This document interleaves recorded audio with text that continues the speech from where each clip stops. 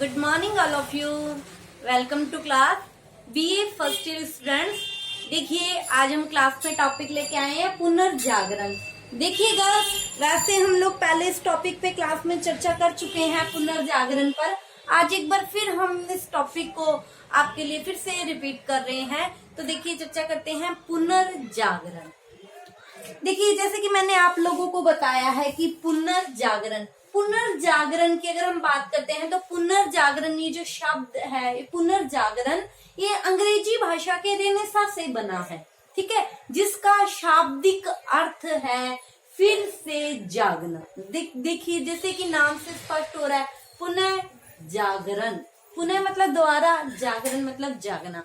देखिए इस पुनर्जागरण का मतलब नींद से जागना नहीं है, विचारों का जागना, सोच का जागना, वो सोच जो सो गई थी, ठीक है, उस सोच का जो जागरण था उसी को ही पुनर्जागरण कहा गया था, ठीक है, जो अंग्रेजी भाषा के रेनेसां से बना है, ठीक है। देखिए अलग अलग इतिहासकार इसको अलग अलग ढंग से भी परिभाषित करते हैं। जैसे कुछ इतिहासकार क्या कहते हैं कि 14वीं शताब्दी से लेकर 16वीं शताब्दी का जो काल है वो पुनर्जागरण काल के नाम से जाना जाता है। और कुछ इतिहासकार ये क्या कहते हैं कि यूरोप के इतिहास में जो आधुनिक काल का प्रारंभ है, आधुनिक काल की जो शुरुआत है वो पुनर्जागरण से ही मानी जाती है, ठीक है। देखिए या फिर हम ये भी कह सकते हैं कि 14वीं शताब्दी से लेकर 16वीं शताब्दी के मध्य बौद्धिक और सांस्कृतिक जो आंदोलन हुए थे जिसके फलस्वरूप क्या हुआ था, यूनान और रोम में एक नई संस्कृति का निर्माण हुआ था, उसे भी पुनर्जागरण के नाम से जाना जाता है, ठीक है। और इतिहासकार स्वेन क्या कहते हैं, इतिहासकार स्वेन, देखिए इतिहासकार स्वेन क्या कहते हैं कि मध्यकाल का अंत और आधुनिक काल का जो प्रारंभ है इन दोनों को जो जोड़ने वाली कड़ी है वो क्या है, वही पुनर्जागरण है। पुनर्जागरण कब हुआ, जब मध्यकाल का अंत हुआ और एक नए युग का, आधुनिक युग का आरंभ हुआ था, ठीक है। तो देखिए कि ये जो पुनर्जागरण हुआ, लोगों की सोच जो सो गई थी ये फिर से जागी। इस जागरण के क्या कारण थे, किस तरह से लोगों की सोई हुई सोच जाग गई थी। तो आइए हम इन पुनर्जागरण के कारणों पर फिर से एक बार चर्चा करते हैं। तो देखिए मैंने आप लोगों को बताया था कि पुनर्जागरण के लिए वैसे तो कई कारण क्या थे, उत्तरदायी थे। आज हम इसके कुछ कारणों पर चर्चा करेंगे। जैसे कि मैंने आप लोगों को बताया था कि पुनर्जागरण का जो महत्वपूर्ण कारण था वो था कुसेड। कुसेड इट मीन धर्म युद्ध, धर्म के लिए जो युद्ध लड़ा गया था उसको कुसेड कहा गया था। अब देखिए ये धर्म युद्ध क्या था, देखिए ईसाइयों और मुसलमानों के बीच में क्या हुआ था, ईसाइयों के पवित्र स्थल जेरूसलम को लेकर जो युद्ध हुआ था उसे ही धर्म युद्ध कहा गया था। कहने का भाव है कि ईसाइयों के पवित्र स्थल जेरूसलम पर क्या किया था, मुसलमानों ने अपना अधिकार कर लिया था। तो ईसाइयों ने अपने पवित्र स्थल को आजाद करवाने के लिए जो युद्ध लड़ा था उसे ही कुसेड कहा गया था। देखिए इन युद्धों में जब ये युद्ध शुरू हो रहा था तो देखिए ईसाई धर्म के जो प्रधान थे वो पोप और पादरी कहलाते थे,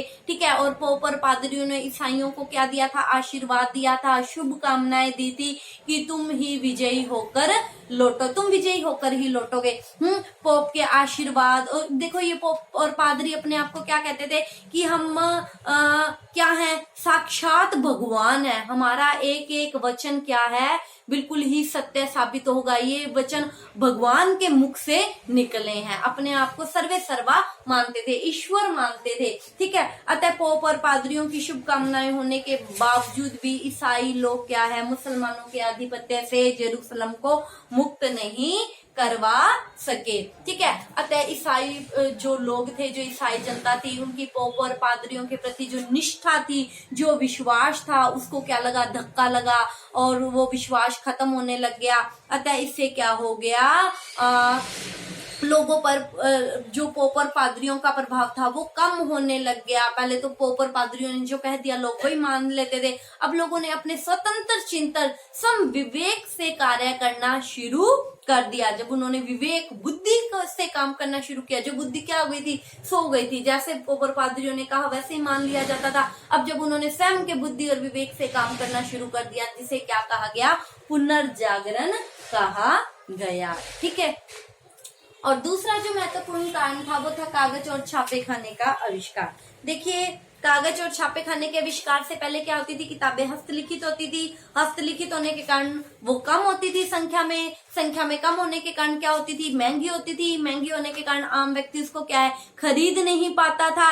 ठीक है। अतः बाइबिल में वास्तव में क्या लिखा है और पोपर पादरी क्या कह रहे हैं, जनता को इसका कुछ पता नहीं था। पोपर पादरी जनता को क्या कर रहे थे, दिग्भ्रमित कर रहे थे। उन्होंने जो कहा जनता ने मान लिया, क्यों, जनता को वास्तविकता का पता नहीं था। ठीक है। तो इस समय क्या हुआ, जैसे और कागज और छापे खाने का आविष्कार हुआ तो किताबें क्या हो गई, धड़ाधड़ छपने लग गई, धड़ाधड़ जल्दी जल्दी छपने लग गई। तो वो क्या हो गई, संख्या में ज्यादा हो गई। संख्या में ज्यादा होने के कारण वो सस्ती हो गई। सस्ती होने के कारण आम व्यक्ति भी क्या है, उसको खरीदने लग गया। तो उसको पता चलने लग गया कि वास्तव में बाइबिल में क्या लिखा है। जनता धार्मिक पुस्तकों का अध्ययन करने लग गई, उन्हें वास्तविकता से परिचित होने का मौका मिला। ठीक है। अब उन्होंने पोप और पादरियों की कही हुई बातों की अवहेलना करनी शुरू कर दी कि धार्मिक पुस्तकों में इस तरह नहीं लिखा है, बाइबिल ये नहीं कहती है। ठीक है। अब लोगों का जो दृष्टिकोण था, नजरिया था, वो क्या हो गया, व्यापक हो गया और जनता में क्या हो गया, फिर से जागृति आ गई। अब जनता ने अपने विवेक बुद्धि से काम करना शुरू कर दिया। ठीक है। अब हम पुनर्जागरण के अगले कारण पर चर्चा करेंगे, जो हमें बहुत ही महत्वपूर्ण कारण है, मानवतावादी विचारधारा। ठीक है।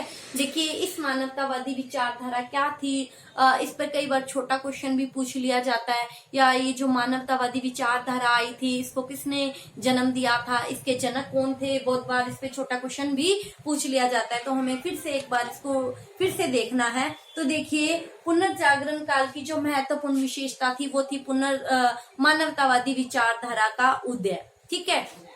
देखो, मानवतावादी विचारधारा से पहले पूर्व यूरोप में एक अलग से तरह की विचारधारा प्रचलन में थी।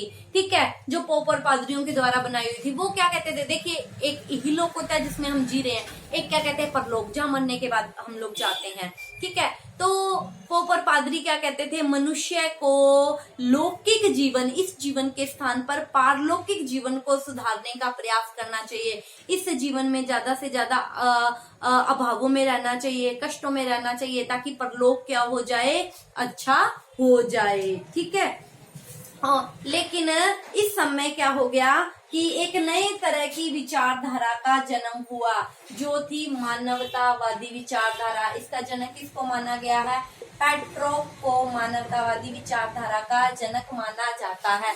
पेट्रोक का क्या कहना था कि ये मानव जीवन क्या है, बड़ा दुर्लभ है, बड़ी विकट परिस्थितियों के बाद मिला है। अतः अपने इहलोक में जितना सुख भोगना चाहते हो भोग लो, आगे परलोक किसने देखा है, पहले अपना इहलोक तो संवारो, परलोक तो क्या है, बाद की बात है। मानव जीवन क्या है, वो श्रेष्ठ जीवन है और इस जीवन में ज्यादा से ज्यादा सुख रहो। इस लोक को तो देखो, परलोक किसने देखा है, पहले इस लोक को सुखी बनाया जाए। ठीक है। तो इस मानव जीवन क्या है, बड़ा अनमोल है। मानव क्या है, the great creation of God है, भगवान की सर्वश्रेष्ठ रचना है। तो इस सर्वश्रेष्ठ रचना को तो पहले उत्तम बनाओ।